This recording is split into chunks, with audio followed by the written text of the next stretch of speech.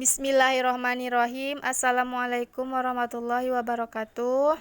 Saya Fitriyanti, mahasiswa STAI Miftahul Ulum Tanjung Pinang dari jurusan Pagi semester 4. Di sini saya akan menyampaikan materi akhlak tercela guna memenuhi mata kuliah materi PAI di sekolah atau madrasah. Dosen pengampunya Ibu Milasari MPDI. Baiklah, langsung saja saya akan sampaikan materi akhlak tercela yang pertama, yaitu hubbu ad-dunya. Hubbu ad-dunya berarti cinta dunia, yaitu menganggap harta benda adalah segalanya.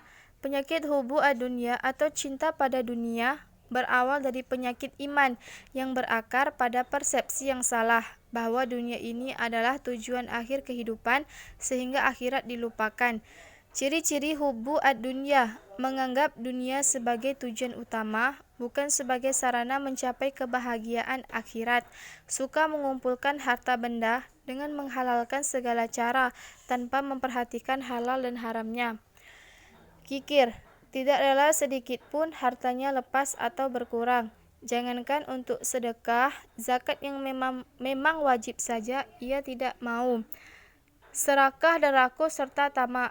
Ia tidak puas dengan apa yang telah ia miliki, sehingga ia akan berusaha menambah perbendaharaan hartanya. Tidak mensyukuri nikmat yang sedikit, maunya nikmat-nikmat yang besar, banyak dan melimpah. Bahaya hubbu ad-dunya. Cinta dunia adalah segala sesuatu yang membuat kita lalai kepada Allah, misalnya salat, puasa, dan sedekah. Jika seorang telah dikuasai hatinya oleh iblis, maka akan menjadi lemah. Iblis akan membolak-balikkan hatinya bagaikan seorang anak kecil mempermainkan bola. Cinta dunia merupakan sumber segala kesalahan, karena cinta dunia sering mengakibatkan seseorang cinta terhadap harta benda, dan di dalam harta benda terdapat banyak penyakit. Jika orang sudah cinta dunia, maka akan datang berbagai penyakit hati. Ada yang menjadi sombong, dengki, serakah, dan cenderung melelahkan diri sendiri, memikirkan yang tidak ada. Cara menghindari hubbu ad-dunya: mengingat kehidupan di dunia itu hanya sementara. Perbanyak mengingat kematian, meyakini dan menyadari bahwa setiap tindakan kita direkam oleh anggota badan kita, yang nanti di hari akhir tangan, kaki, lidah kita akan bersaksi di depan Allah. Qanaah, yaitu rela menerima dan merasa cukup dengan apa yang dimiliki, serta menjauhkan diri dari sifat tidak puas dan merasa kurang yang berlebihan. Zikir merupakan metode yang paling efektif untuk membersihkan hati dan meraih kehadiran ilahi. Kuatnya iman seseorang dan menerapkan muraqabah. Pengabdian penuh hikmat yang sah saat beribadah kita lakukan dengan cara tulus ikhlas sepenuh hati kepadanya, sadar bahwa dunia dan seisinya adalah amanah Allah. Yang kedua, hasad. Hasad berarti dengki. Maksudnya, suatu sikap atau perbuatan yang mencerminkan rasa marah, tidak suka karena rasa iri. Orang yang hasad menginginkan kenikmatan yang diperoleh orang lain dan berharap supaya berpindah kepadanya. Ia juga tidak suka jika ada orang lain yang menyamanya, baik dalam hal prestasi maupun materi. Bahaya hasad. Hasad adalah salah satu sifat iblis, karena iblis tidak mau melaksanakan perintah Allah. Sifat dengki tidak bermanfaat bagi orang yang dengki, karena dengki akan merusak amal kebaikan. Sama halnya, pendengki selalu gelisah dan tidak senang karena hatinya tidak rela melihat orang lain mendapatkan kenikmatan. Di samping itu, hasad juga merusak tatanan masyarakat. Hasad merusak pergaulan menjadi tidak harmonis dan tidak tulus. Hasad akan memunculkan rasa curiga mencurigai. Orang yang memiliki sifat hasad pasti tidak pernah merasa bahagia, sebab hatinya selalu gelisah jika ada orang lain memperoleh kebahagiaan, mengarah kepada perbuatan maksiat. Sikap hasad juga bisa mengarah kepada fisik, misalnya ingin mencelakakan orang, bahkan bisa berujung pada kejahatan pembunuhan. Cara mengobati penyakit hasad: menanamkan kesadaran bahwa sifat dengki akan membuat seseorang menderita batin, menumbuhkan kesadaran bahwa akibat dari dengki itu adalah permusuhan, dan permusuhan akan membawa petaka. Kita saling mengingatkan dan saling menasehati, bersikap realistis melihat kenyataan. mempunyai pendirian dan tidak mudah terprovokasi, senantiasa ingat pada Allah dan meminta perlindungan kepadanya agar terhindar dari bersikap syaitan. Yang ketiga, takabur dan ujub. Secara bahasa atau etimologi, ujub berasal dari kata ajabah yang artinya kagum, terheran-heran, takjub. Al-ijabu binafsi berarti kagum pada diri sendiri. Sedangkan takabur berarti sombong atau berusaha menampakkan keagungan diri. Penyebab takabur dan ujub. Ujub dan takabur karena kelebihan fisik, misalnya tampan, cantik, dan kuat.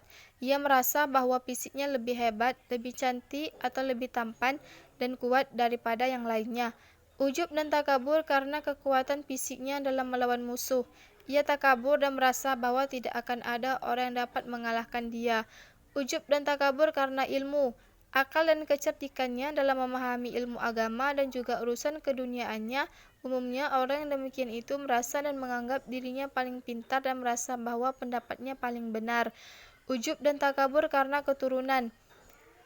Ia merasa dirinya keturunan bangsawan. Biasanya orang yang demikian itu menganggap bahwa dirinya lah yang harus dihormati dan dimuliakan. Ujub dan takabur karena harta benda yang berlimpah. Ia sombong, takabur dan riak dengan hartanya itu, seolah-olah dia saja orang yang paling kaya. Bahaya takabur dan ujub. Ujub menyebabkan timbulnya rasa sombong, sebab memang ujub itulah yang menyebabkan salah satu dari berbagai sebab kesombongan timbul. Bila seseorang sudah dihinggapi penyakit ujub dan takabur, ia lupa pada bahaya-bahaya ujub dan takabur itu sendiri. Ia sudah tertipu oleh perasaan dan pendapatnya sendiri. Ujub dan takabur membuat seseorang kurang sadar terhadap kedudukan dirinya. Ia akan memuji-muji dirinya, menyanjung dirinya sendiri, dan menganggap suci dirinya. Seorang yang ujub dan takabur tidak mau belajar kepada orang lain, sebab ia sudah merasa amat pandai. Orang yang memiliki sikap ujub dan takabur, jika usahanya gagal, orang ini akan melemparkan kesalahan pada orang lain. Cara menghindari takabur dan ujub. Kita harus memiliki sifat percaya diri. Kita harus ingat dan sadar bahwa dalam sejarah orang yang ujub, takabur dan dengan kekuatannya, maka Allah yang akan menghancurkannya. Kita juga harus sadar bahwa ilmu yang kita miliki sangatlah sedikit dibandingkan dengan ilmu Allah. Kita sadar bahwa fisik yang gagah, wajah yang tampan dan cantik jelita adalah anugerah Allah dan sifatnya sementara, yaitu ketika masih usia muda. Kita juga harus ingat bahwa harta yang kita miliki juga titipan Allah yang harus dijaga dan digunakan untuk jalan yang benar. Kemudian yang keempat, riya. Riya adalah mengerjakan suatu perbuatan atau ibadah untuk mendapatkan pujian dari orang lain, bukan karena Allah semata. Orang riya tidak ikhlas dalam beramal. Ia senantiasa pamer dan cari perhatian supaya mendapat pujian, sanjungan, dan pengakuan. Bentuk riya. Riya dalam niat. Ketika seseorang akan melakukan sebuah amal, dalam hatinya telah ada keinginan atau tujuan selain mencari ridha Allah. Riya dalam perbuatan. Yang dimaksud dengan riya dalam perbuatan adalah ketika kita melakukan sebuah amal ibadah, ia berharap mendapat perhatian dari orang lain. Kadang-kadang berlebih-lebihan dalam melakukan ibadah tersebut. Contoh, ketika ia membaca Al-Fatihah dalam sholat, ia baca dengan cara yang tidak wajar. Bahaya riya.